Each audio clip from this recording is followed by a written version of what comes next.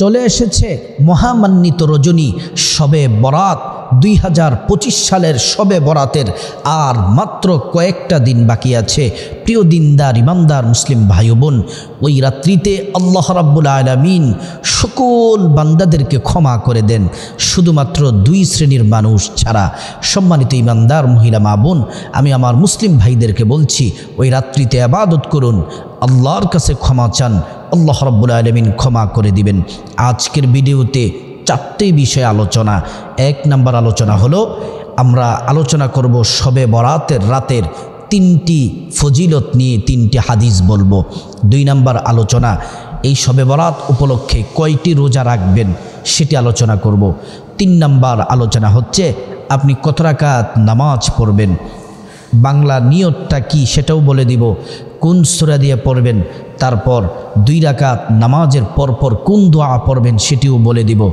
4 নম্বরে যে আলোচনা করব, আপনি শবে বরাতের রাত্রিতে কয়েকটি স্পেশাল আমল আছে, শ্রেষ্ঠ আমল আছে, সেগুলো করবেন। সর্বশেষ মুনাজাত কিভাবে করবেন, শুরুতে কি পড়বেন, মাঝখানে কি পড়বেন, শেষে কি পড়বেন সেটি বলে দিব। সম্মানিত দিনদার ইমানদার মুসলিম ভাই ও বোন, সরাসরি মূল আলোচনার মধ্যে চলে যাই। আল্লাহ রাব্বুল আলামিন এই রাতটিকে ক্ষমার রাত বলে ঘোষণা দিয়েছেন।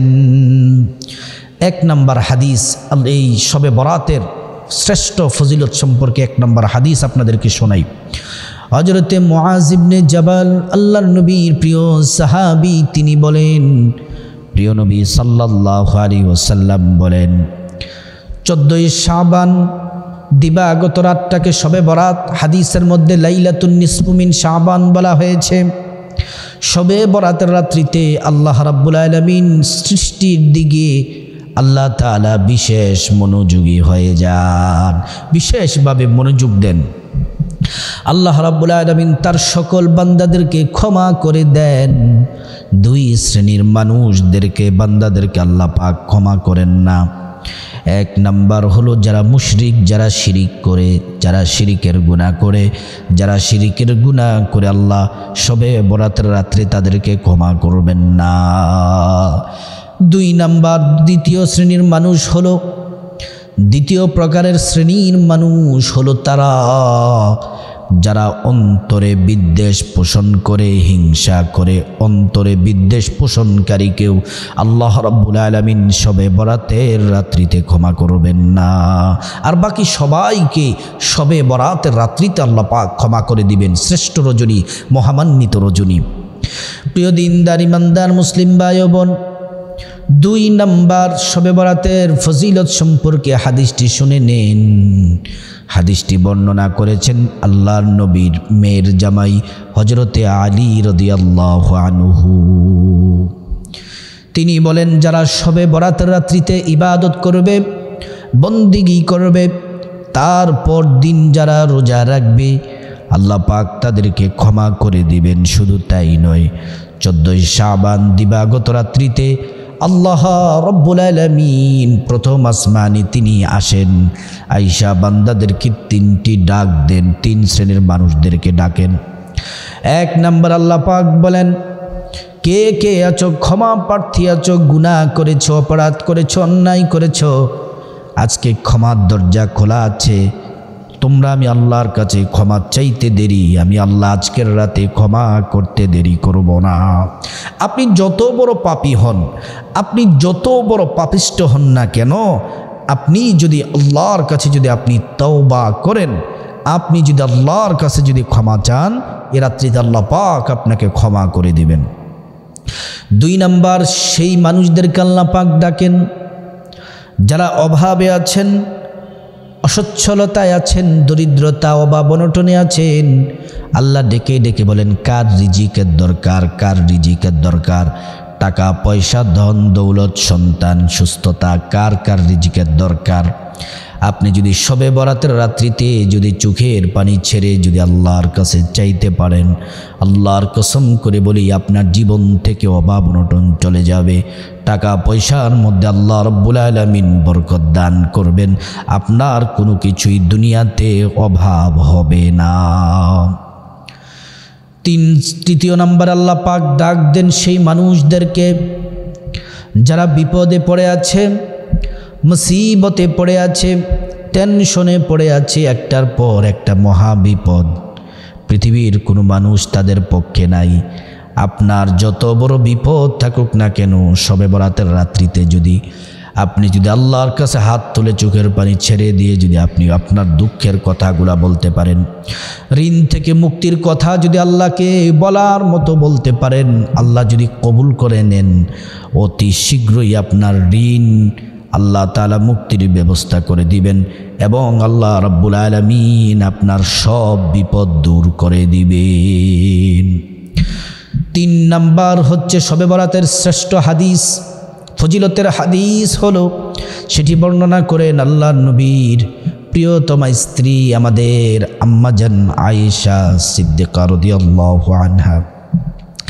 আল্লাহর নবী সাল্লাল্লাহু আলাইহি ওয়াসাল্লামের প্রিয়তমা স্ত্রী, তিনি ডেকে ডেকে বলেন, এক রজনীতে আল্লাহর হাবিব সাল্লাল্লাহু আলাইহি ওয়াসাল্লাম তিনি নামাজ পড়ছেন, দীর্ঘক্ষণ তিনি দাঁড়িয়ে রইলেন, কিয়াম করলেন, দীর্ঘক্ষণ তিনি রুকুতে রইলেন, দীর্ঘক্ষণ সিজদার মধ্যে পড়ে আছেন, ঘন্টার পর ঘন্টা চলে যাচ্ছে। আমি ভাবছি আল্লাহর রাসূল ইন্তেকাল করেছেন, আল্লাহর নবী দুনিয়া থেকে বিদায় নিয়েছেন, আমি মনে করেছি।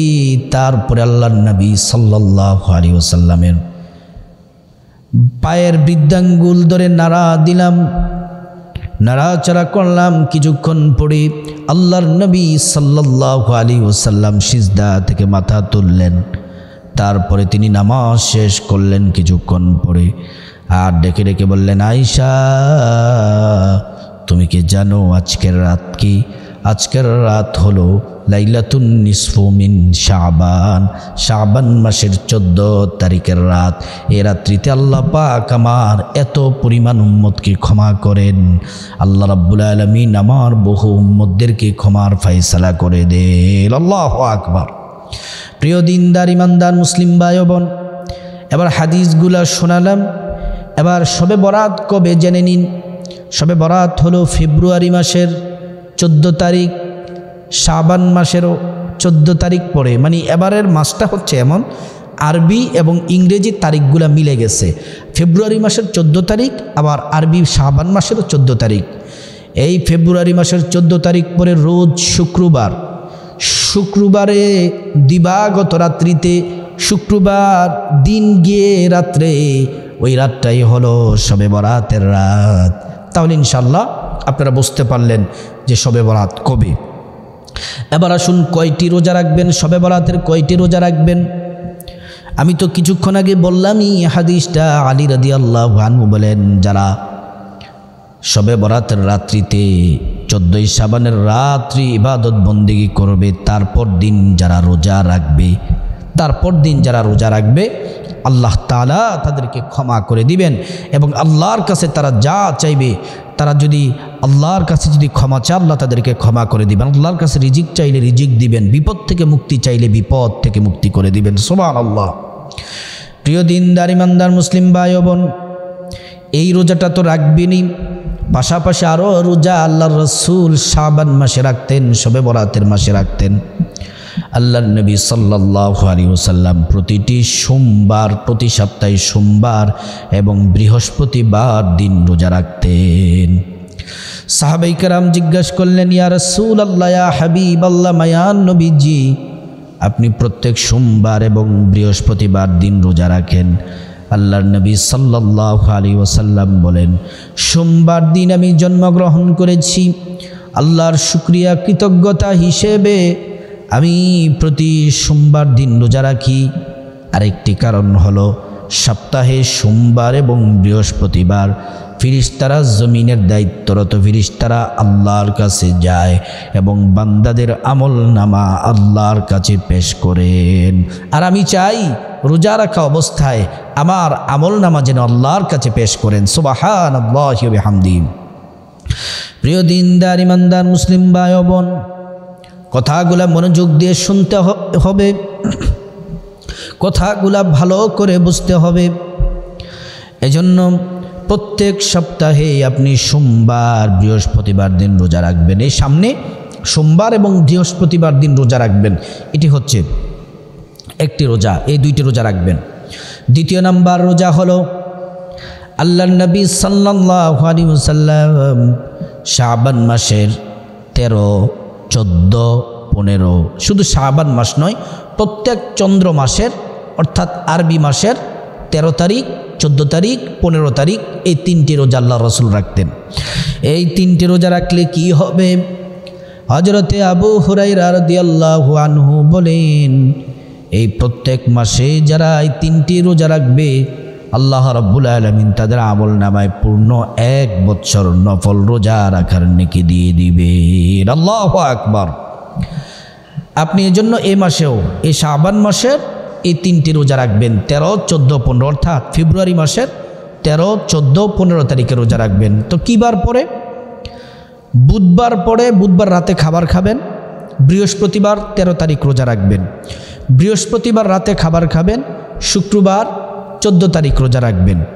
শুক্রবার রাতে খাবার খাবেন। শনিবার 15 তারিখে রোজা রাখবেন। এমন করে 3টি রোজা যদি রাখেন, এই 3টি রোজার মধ্যেই আপনার শবে বরাতের রোজাটিও 14 তারিখের রোজাটি আদায় হয়ে যায়। মানে আপনি 3টি রোজা রাখলে শবে বরাতের রোজাও আদায় হবে এবং আইয়ামে বীজের রোজাগুলো রাখারও আপনার আদায় হয়ে যাবে, সওয়াব পেয়ে যাবেন। সুবহানাল্লাহ। রোজার বিষয়টিও ক্লিয়ার হয়ে গেল। তারপরে যদি আরও বেশি যদি নফল রোজা রাখতে চান এই মাসে, শাবান মাসে রাখতে পারেন, যে কোনো দিন রাখতে পারেন, কোনো সমস্যা নেই। এবার আসেন, নামাজ পড়তে হবে কত রাকাত, সর্বনিম্ন কত রাকাত নামাজ পড়বেন সেটি প্রথমে বলি। সর্বনিম্ন কমপক্ষে 2 রাকাত নামাজ পড়বেন। 2 রাকাত, সর্বনিম্ন কমপক্ষে 2 রাকাত নামাজ পড়বেন। আর এই নফল নামাজ, শবে বরাতের রাতের নামাজ হচ্ছে নফল নামাজ। ভালো করে কনসেপ্ট ক্লিয়ার করুন, শবে বরাতের নামাজ হচ্ছে নফল নামাজ। আর এই নফল নামাজ নিয়ত করবেন, 2 রাকাত নামাজ পড়বেন, সালাম ফিরাবেন। আবার নিয়ত করবেন, 2 রাকাত নামাজ পড়বেন, সালাম ফিরাবেন। আবার নিয়ত করবেন, 2 রাকাত নামাজ পড়বেন, সালাম ফিরাবেন। এর দ্বারা কি বোঝা গেল? 2 রাকাত পরপর সালাম ফিরাতে হবে আর 2 রাকাত করে করে নামাজটি পড়তে হয়, কমপক্ষে 2 রাকাত। আর উপরে যদি আপনি 4, 6, 8, 10, 12, 14 আপনার ইচ্ছে যত পড়বেন তত বেশি নেকি পাবেন। এবার আপনারা প্রশ্ন করতে পারেন, হুজুর বাংলাতে নিয়তটি বলে দিন। বাংলাতে নিয়তটি বলার আগে আপনারা যখন নামাজে দাঁড়াবেন, নামাজে দাঁড়ানোর আগে আপনাদের কিছু কাজ আছে। 1 নাম্বার কাজ হলো আপনি গোসল করে নেবেন, পবিত্র হয়ে নেবেন। গোসল করতে হবে, পবিত্র হতে হবে, ওযু করতে হবে। তারপরে ওযু করার পরে আপনারা পবিত্র জায়গায় পবিত্র জামা কাপড় পরে পবিত্র জায়নামাজে দাঁড়িয়ে যাবেন। দাঁড়িয়ে তারপরে বাংলাতে নিয়তটি এভাবে পড়বেন। আমি প্রথমে তো কেবলামুখী হবেন আর বলবেন, আমি আল্লাহর সন্তুষ্টির জন্যে 2 রাকাত শবে বরাতের নামাজের নিয়ত করতেছি, আল্লাহু আকবার। আর আল্লাহ তো জানেনই আপনি কিসের নামাজ পড়তেছেন। আবার বলি, আমি আল্লাহর সন্তুষ্টির জন্যে 2 রাকাত শবে বরাতের নামাজের নিয়ত করতেছি, আল্লাহু আকবার। প্রিয় দিনদার ইমানদার মুসলিম ভাই ও বোন, নিয়তটিও ক্লিয়ার হলো। এবার বলতে পারেন যে হুজুর কোন সূরা দিয়ে পড়ব ফজিলত বেশি পাবো সেটা বলে দেন। আমি বলবো, আপনি যদি পড়তে চান, যারা পারেন প্রথম রাকাতে আয়াতুল কুরসি পড়বেন, কারণ এটা হলো কোরআনের শ্রেষ্ঠ আয়াত। দ্বিতীয় রাকাতে সূরা ইখলাস পড়বেন। সূরা ইখলাস পড়বেন, 3 বার পড়তে পারেন অথবা 1 বার পড়তে পারেন, কারণ সূরা ইখলাস 1 বার পড়লে 10 পারা তিলাওয়াতের সওয়াব হয়, 2 বার পড়লে 20 পারা তিলাওয়াতের সওয়াব হয়, 3 বার পড়লে সম্পূর্ণ কোরআনের নেকি আপনি পেয়ে যাবেন। অথবা আপনার যে সূরা আপনি ভালো পারেন, শুদ্ধ পারেন, সুন্দর করে পড়তে পারেন, যে কোনো সূরা দিয়ে পড়তে পারেন। এটা কিন্তু নির্দিষ্ট নয় যে আপনি এই সূরা দিয়ে পড়তে হবে, এমন কোনো নির্দিষ্ট নয়। যে সূরা দিয়ে পারেন সেটি দিয়ে পড়বেন। এবার প্রশ্ন করতে পারেন, হুজুর 2 রাকাত পরপর যে সালাম ফিরাবো, কোনো দোয়া পড়তে হবে কি না? আমি বলবো, হ্যাঁ পড়বেন। সালাম ফিরানোর পরে, প্রত্যেক 2 রাকাত পরপর পরে সালাম ফিরানোর পরে 1 বার পড়বেন আল্লাহু আকবার, 3 বার পড়বেন আস্তাগফিরুল্লাহ আস্তাগফিরুল্লাহ আস্তাগফিরুল্লাহ। তারপরে আপনি সাইয়্যিদুল ইস্তিগফার যারা পারেন সাইয়্যিদুল ইস্তিগফার পড়বেন, নতুবা ছোট্ট একটি ইস্তিগফার বলে দিব সেটি পড়বেন। সাইয়্যিদুল ইস্তিগফার হলো, আল্লাহুম্মা আনতা রাব্বি লা ইলাহা ইল্লা আনতা খালাকতানি وأنا عبدك وأنا على عهدك ووعدك ما استطعت أعوذ بك من شر ما صنعت أبوء لك بنعمتك علي وأبوء لك بذنبي فاغفر لي فإنه لا يغفر الذنوب ইল্লা আনতা। এভাবে পড়বেন। আর যারা এই সাইদুল ইস্তিগফার না পারেন, ছোট্ট ইস্তিগফারটি পড়বেন, আস্তাগফিরুল্লাহ আস্তাগফিরুল্লাহ আস্তাগফিরুল্লাহ। কতবার পড়বেন? 100 বার পড়বেন। তারপরে দুরুদ শরীফ পড়বেন 10 বার। কোন দুরুদ? নামাজের দুরুদ, দুরুদ ইব্রাহিম। আল্লাহুম্মা সাল্লি আলা মুহাম্মদ ওয়া আলা আলি মুহাম্মদ কামা সাল্লাইতা আলা ইব্রাহিম وعلى آل إبراهيم إنك حميد مجيد اللهم بارك على محمد وعلى آل محمد كما باركت على إبراهيم وعلى آل إبراهيم إنك حميد مجيد 10 বার পড়বেন। অথবা যারা এই দুরুদ না পড়েন, ছোট্ট দুরুদ আছে, সেটিও পড়লে পারেন, সাল্লাল্লাহু আলাইহি ওয়াসাল্লাম সাল্লাল্লাহু আলাইহি ওয়াসাল্লাম 10 বার পড়বেন। তাহলে এবার আপনারা এই আমলগুলা করবেন। তারপরে প্রশ্ন করতে পারেন যে হুজুর 2 রাকাত পরপর কি মুনাজাত ধরতে পারবো বা মুনাজাত ধরতে হবে কিনা? মুনাজাত ধরলে পারেন, কোনো সমস্যা নেই, মুনাজাত ধরলে পারেন। তারপরে সবচেয়ে সুন্দর হয় আমল একদম শেষ করে সবার শেষে আখিরি মুনাজাতে হাত তুলে আল্লাহর কাছে চাওয়া। আর মাঝখানে যদি আপনি দোয়া করেন 2 রাকাত পরপর, সেটাও পারেন, কোনো সমস্যা নেই। দোয়া করলে দোয়া আল্লাহ কবুল করবেন, কোনো সমস্যা নেই। এবার আসুন, শবে বরাতের রাত্রিতে কিছু গুরুত্বপূর্ণ ওই রাত্রিতে স্পেশাল আমল আছে, সে আমলটি অবশ্যই করবেন। 1 নম্বর আমল, ওই শবে বরাতের রাতে এবং দিনে 5 ওয়াক্ত নামাজ পুরুষ যারা অবশ্যই জামাতের সাথে পড়বেন, আর মা বোনেরা অবশ্যই সময় মতো 5 ওয়াক্ত ফরজ নামাজ আদায় করবেন।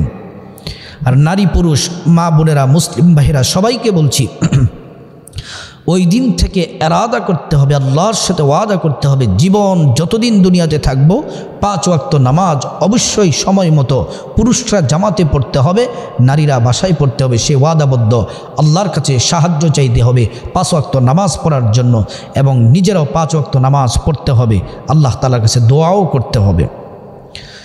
প্রিয় দিনদার ইমানদার মুসলিম ভাই বোন, 2 নম্বর আমল তো বলে দিলাম, নফল নামাজটি কিভাবে পড়বেন এটি। 3 নাম্বার হচ্ছে তাওবা করবেন আল্লাহর কাছে।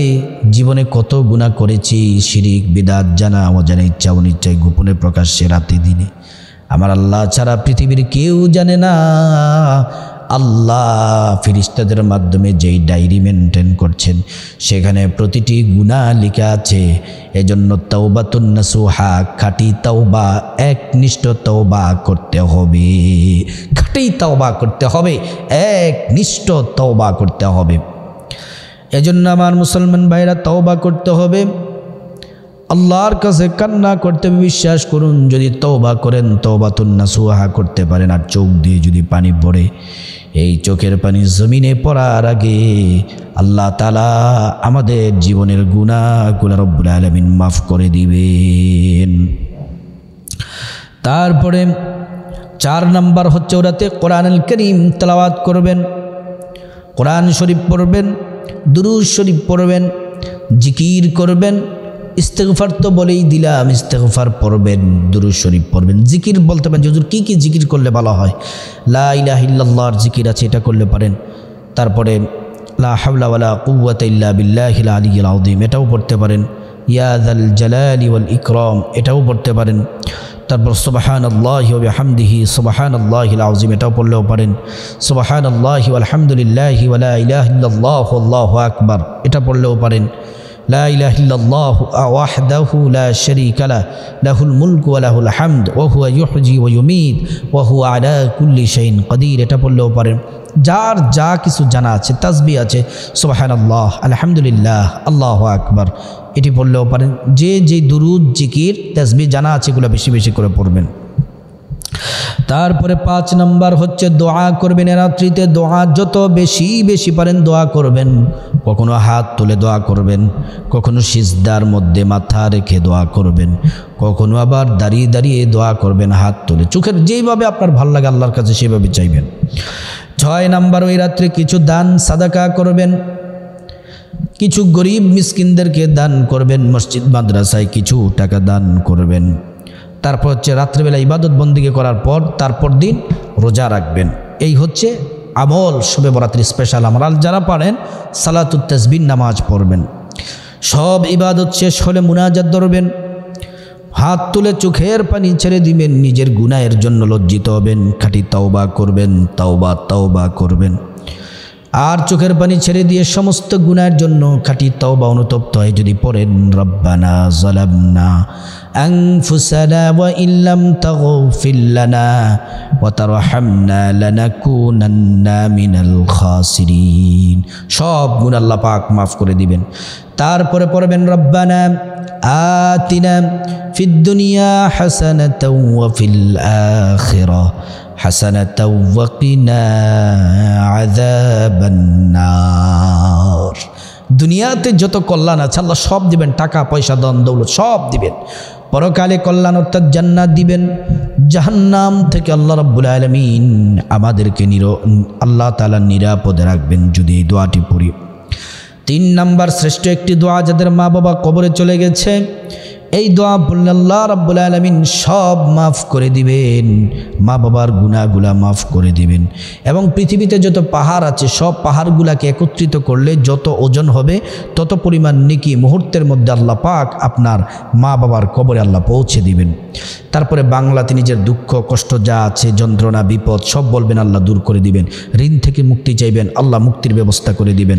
তারপরে অভাব অনটনের কথা বলবেন, অভাব অনটন দূর করে দিবেন। টাকা পয়সা ধন দৌলত আল্লাহ তাআলার কাছে চাইবেন, সম্মান চাইবেন, আল্লাহ তাআলা সব দিবেন। দুনিয়া আখিরাতের সব চাওয়া চাইবেন। প্রত্যেকটা দোয়া আল্লাহ কবুল করবেন। আল্লাহ পাক আমাদের সবাইকে শবে বরাতের রাত্রিতে এই মহা পুণ্যময় রজনীতে ইবাদত বন্দেগী করার তৌফিক দান করুক এবং আল্লাহ তাআলা আমাদের সবাইকে শবে বরাতের পরিপূর্ণ বারাকা এবং ফাজাইল আমাদের নসিব করুক।